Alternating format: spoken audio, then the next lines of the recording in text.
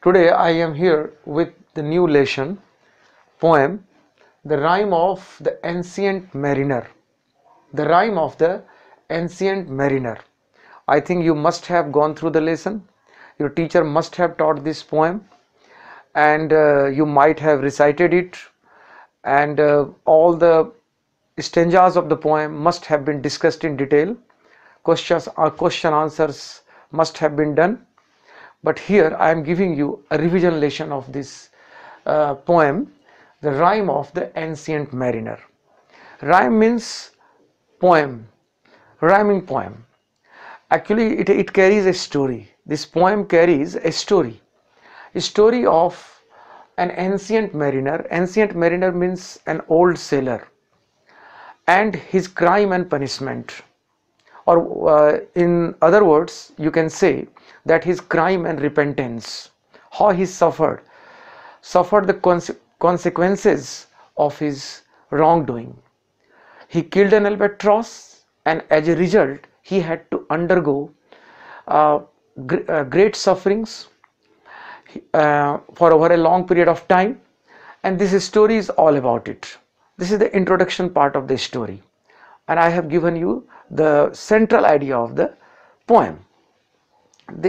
I start with the introduction. I have already introduced you that the central idea of the poem is crime and punishment, or crime and repentance of the ancient mariner. The story starts in a very strange manner. That there are three wedding guests who are going to a church nearby to attend a wedding. Their mind is on the wedding. They are going towards the church, but they are stopped by this old man, the ancient mariner, the bright-eyed mariner. His eyes are always twinkling. He is very experienced. He is bearded. There is a twinkle in his eyes, and he stops them. But only one was caught. The other two managed to evade him, and they reached the church. But one wedding guest could not free himself from the ancient mariner. He held his hand and started his story. There was a ship. Wedding guest was intrigued, surprised. What nonsense is this? I am going to attend a wedding, and someone is stopping me and forcing his story down my throat. Means against my wish. I am not interested in his story. Still he is forcing me to listen to his story. So he resisted. So the wedding guest resisted. I don't want to hear your story.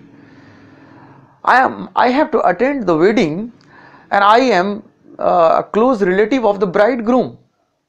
My presence there is needed. I am due there. They are waiting for me, and wedding feast is ready, and you can hear the music coming from there. So I need to be there. Why are you stopping me?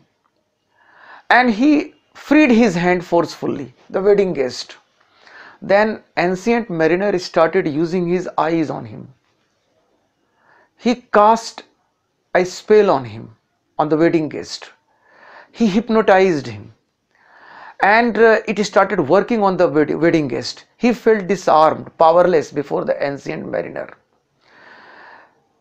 He forgot the wedding completely, and he started listening to his story like a 3-year-old child would to his grandfather before the bedtime. He started listening. He sat on the stone and he started listening to his story because he had no choice. Ancient mariner had cast his spell on the wedding guest using his eyes. He had hypnotized him. So he started following the story. But sometimes the spell was broken. It went weak, and the wedding guest suddenly remembered the wedding, and he started beating his breast. Oh my God, what is happening? I am missing my wedding, and this crazy old man is forcing his story down my throat. I am going to miss my wedding. But again, the spell was strengthened. Again, ancient mariner cast his spell on him, hypnotized him, and wedding guest became helpless. And he forgot the wedding. he was lost in the story. He was completely immersed in the story, drowned in the story of ancient mariner, because his manner of narrating the story was such. The story continues and he says that there was a ship. As I told you in the beginning, the ship started moving out. For some time the journey was quite smooth, trouble-free, normal and happy. But after some time the storm blast came, a sea storm came. The storm was blowing from north to south and ship was also traveling south. The storm was blowing north to south and the ship was further taken to South Sea. And the force of the wind was so that sailors were thoroughly powerless against the fierce storm, and ship was taken to the south, extreme South Sea, polar region, you can say Antarctica region, and it reached the frigid zone where you find icebergs, ice sheets, and everything is freezing there. The ship reached there. Well, and it appeared that life did not exist there because everything was frozen. There was a white blanket all around, and they could not find any living soul there, any living organism there. It appeared that life was dead there. Life had frozen there in the South Sea. It was extreme south near the Antarctica. Finally, they tried to come back. They wanted to make a return journey, and they had to steer the ship through the ice sheets. So it growled, howled, cracking sound came, and the helmsman who was driving the ship had a very difficult time. Lot of difficult time he had. But after some time a bird came, Albatross. Albatross has a large wing. It came flying and it came out of fog all of a sudden. Suddenly the hope was kindled in the sailors. For the first time they saw a living being. The bird came flying and was circling around the ship, and they all held the bird like a Christian soul. The bird was welcomed. They offered him food and the bird started playing with him. And every day at 9 o'clock, Vesper 9, the bird did come.